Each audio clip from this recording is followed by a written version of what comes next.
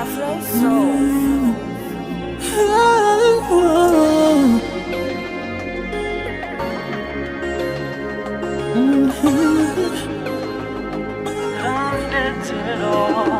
Misotsi herudo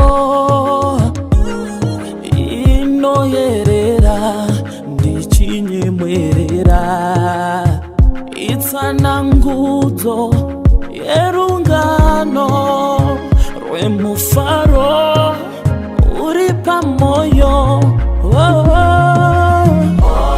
Ndiye ari pamoyo. Ndiye mufaro ridoke anovheneka. Ndiye